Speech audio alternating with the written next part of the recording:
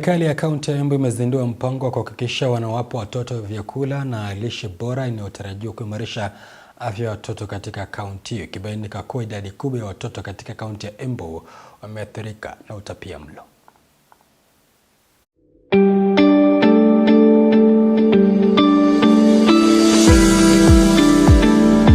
Katika juhudi za kukabiliana na utapiamlo katika kaunti ya Embu, serikali ya kaunti hiyo kwa ushirikiano na shirika la Nutrition International imezindua sera ya chakula na lishe inayotarajiwa kuimarisha afya kwa watoto katika kaunti hiyo.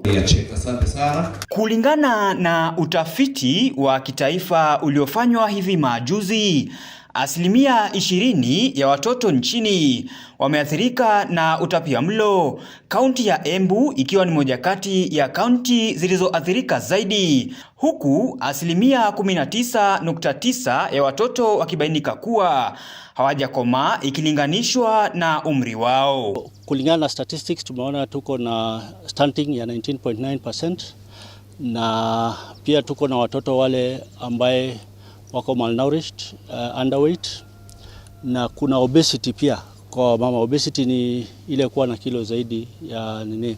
So hii policy inaangalia hiyo data yote, na tumetengeneza njia ambazo tutapitia tuweze kuhakikisha tumeweza kuimprove nutrition, na kwa kweli tukiimprove nutrition tutakuwa na afya bora na hata ile cost ya matibabu itaenda chini.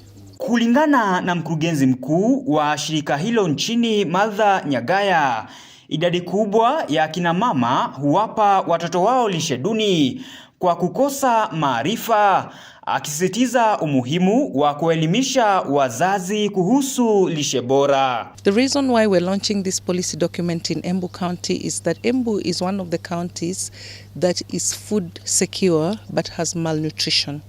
1 in every 5 children in Embu County is malnourished, and there are many drivers of malnutrition in Embu County. One of them is the choices that we make in our diets. The second one is also that people do not have the knowledge about how to combine foods. You will find a mother selling eggs to buy bread and soda, or selling milk to buy soda.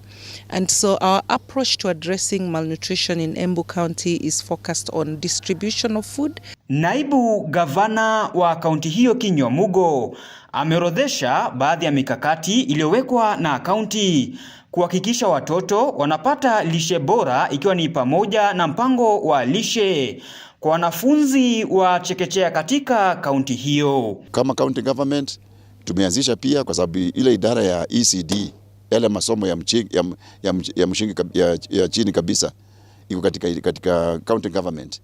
Pia tumeweza kuanzisha mpango ya lishe ya watoto ambao pia wanapata uji kila siku katika all the ECD schools. James Mwangi, makala ya Undugu Afya.